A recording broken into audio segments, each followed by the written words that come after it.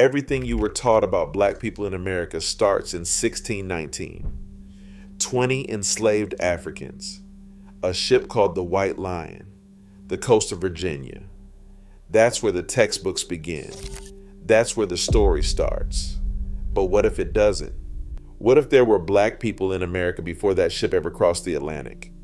What if the evidence, archaeological, written, botanical, and genetic, shows a black presence on this continent that stretches back not 400 years, but thousands? And what if the reason you've never been taught this is the same reason you've never been taught most of the history on this channel? Because acknowledging it would shatter the narrative that black people have no claim to this land beyond slavery. Today I'm going to show you the evidence, not theories, not guesses. The documented, studied, and in many cases physically visible proof that black people were in America long before 1619. And I'm going to ask the question nobody wants to answer: what happened to them? I've started a WhatsApp channel where I share the history YouTube suppresses. The link is in the pinned comment. Join now, because this is the kind of content that gets buried and you need to hear every word. Let's start with the most undeniable piece of evidence, because it comes from the man the Western world credits with discovering America, Christopher Columbus, in his own journal. In 1920, Harvard University historian and linguist Leo Weiner published a groundbreaking book called Africa and the Discovery of America. In it, Weiner documented something that had been sitting in Columbus's journals for over 400 years. Columbus wrote that the Native Americans he encountered told him about black-skinned people who had come from the southeast in boats, trading in gold-tipped spears. Columbus did not dismiss this. He recorded it. And when those spears were later analyzed, the ratio of gold, copper, and silver in the alloy was found to be identical to spears being forged in West Africa at the time. Columbus did not discover a land with no prior contact with Africa. He arrived at a land where Africans had already been trading for generations. But Columbus was not the only European explorer to document what he found. When the Spanish arrived in the regions that are now Mexico, Central America, and parts of South America, they encountered something they could not explain, and that historians have been arguing about ever since. Giant stone heads, 17 of them, carved from single basalt boulders, some weighing up to 40 tons, standing as tall as 11 feet. Created by the Olmec civilization, the oldest known major civilization in Mesoamerica, dating back to at least 1200 BC. When the first of these heads was uncovered in 1862, the man who found it, a Mexican scholar named Jose Melgar, described it in 2 words: Ethiopian features. Broad noses, full lips, flat faces. Features that Melgar and numerous scholars after him described as unmistakably resembling people of African descent. These were not small carvings. These were monumental portraits, the kind of art a civilization creates to honor its most powerful rulers. They look nothing like the indigenous population surrounding them. Now, I need to be straight with you. This is one of the most debated topics in archaeology. Mainstream scholars today argue that the features on the Olmec heads represent the indigenous people of Mexico's Gulf Coast, and that the resemblance to African features is coincidental. They point out that broad noses and full lips exist among indigenous Mesoamerican populations too. DNA analysis of Olmec burials has so far shown indigenous American genetic markers, not African ones. But here's what that mainstream position does not address. Why did every single scholar who first encountered these heads from the 1860s through the 1970s independently describe the same thing: Ethiopian, African, Negroid? These were not Afrocentric activists. These were Mexican archaeologists, European art historians, and American Olmec specialists. They all saw the same face. No amount of academic reframing has fully explained why. Now let's move from stone to sea, because one of the most powerful pieces of evidence for a pre-Columbian African presence in America comes not from the Americas at all, but from the coast of West Africa. In the 14th century, the Maeli Empire was one of the wealthiest and most powerful civilizations on earth. Its ruler, Mansa Abu Bakr II, became obsessed with the question: what lay beyond the western horizon of the Atlantic Ocean? According to the Arab historian Al-Umari, who documented the oral account given by Mansa Musa, Abu Bakr launched a massive naval expedition in 1311. 200 master boats and 200 supply boats, 400 vessels in total, were loaded with men, supplies, and enough resources for a journey across open ocean. Mansa Musa told Al-Omari that Abu Bakr set sail himself on the second expedition and never returned. The implication, recorded by one of the most respected historians of the medieval world, was that the fleet sailed west across the Atlantic. Now consider the logistics. The Atlantic currents off the West African coast function as natural conveyor belts. They flow westward toward the Caribbean, the Gulf of Mexico, and the northeastern coast of South America. The Norwegian explorer Thor Heyerdahl demonstrated in the 20th century that boats modeled after ancient Egyptian papyrus vessels could successfully cross the Atlantic using these currents alone. And the ships of 14th century Mali were far more advanced than papyrus vessels. The Mandinka people of the Mali Empire were experienced sailors and traders. They navigated the Senegal and Niger rivers. They traded across the vast inland waterways of West Africa. And if even a fraction of Abu Bakr's fleet completed the crossing, carried by the same currents that Heyerdahl rode centuries later, they would have made landfall in the Americas nearly 200 years before Columbus. Ivan van Sertima, the Guyanese-born historian who spent decades at Rutgers University, compiled this and hundreds of other pieces of evidence in his landmark book, They Came Before Columbus.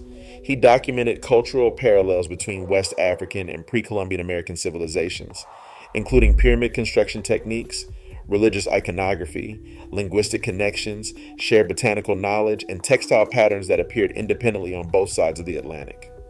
Critics have challenged Van Sertima's work. Some of his claims remain hotly debated in academic circles, but the core of his argument that Africans had the technology, the navigational knowledge, and the motivation to cross the Atlantic long before Europeans has never been fully refuted. The currents were real, the ships were real, and the cultural parallels keep piling up. Beyond the Olmec heads and the Malian fleet, there is a web of evidence that connects ancient Africa to pre-Columbian America across multiple disciplines. Botanically, plants that originated in Africa have been found in pre-Columbian American archaeological sites, and vice versa. The bottle gourd, which originated in Africa, was present in the Americas thousands of years before Columbus. Cotton varieties found in the New World show genetic markers consistent with African strains. These plants did not swim across the ocean. Someone carried them. Linguistically, scholars have identified striking parallels between certain West African languages and words found in pre-Columbian Mesoamerican cultures. Leo Weiner's 3-volume study from Harvard documented dozens of these connections, words for trade goods, agricultural terms, and religious concepts that appeared nearly identical on both continents. Architecturally, the pyramid building traditions of Mesoamerica share remarkable similarities with those of Egypt and West Africa. Professor Everett Borders noted that the Olmec pyramids at La Venta appeared fully formed with no evidence of progressive learning or development. Egyptian pyramid building evolved over centuries, from the stepped pyramid of Djoser to the finished product at Giza. The Olmec seemed to skip that learning curve entirely. Both Egyptian and Olmec pyramids were aligned on the same north-south axis. Both served the dual purpose of tomb and temple. These parallels do not prove contact, but they raise questions that coincidence alone cannot answer. And then there are the oral traditions. On both sides of the Atlantic, stories persist. West African oral histories describe voyages to a land beyond the Western Sea. Mayan and other Mesoamerican traditions describe the arrival of dark-skinned visitors from across the ocean. These stories were recorded independently by cultures with no known means of communication, and yet they describe the same event from opposite shores. If this is opening your eyes to something you have never heard, join our WhatsApp channel. I share content there that goes deeper than what YouTube allows. The link is in the pinned comment. Tap it now. So here's the question the title promised. If Black people were in America before slavery, whether as ancient settlers, as traders, as explorers, or as part of civilizations that predated European contact, what happened to them? The answer is the same thing that happened to every inconvenient truth about Black presence in history. It was absorbed, rewritten, and erased. When Europeans arrived in the Americas, they found indigenous populations that included people with a range of physical features. Some early Spanish accounts describe encountering dark-skinned people who were clearly distinct from other indigenous groups. But as European colonization took hold, the racial categories that would define the New World were drawn with hard lines. You were either European, indigenous, or enslaved African. There was no room in that system for a Black presence that predated slavery, because acknowledging it would have complicated the legal and moral framework that justified enslavement. If Black people were already in America as free people, as traders, as settlers, as members of established civilizations, then the narrative that Africans were nothing more than cargo to be bought and sold would collapse. And so the evidence was ignored, the oral traditions were dismissed, the Olmec heads were explained away, the Malian fleet was forgotten. And the story of Black people in America was forced to begin in 1619 on a slave ship, because that origin story served the system.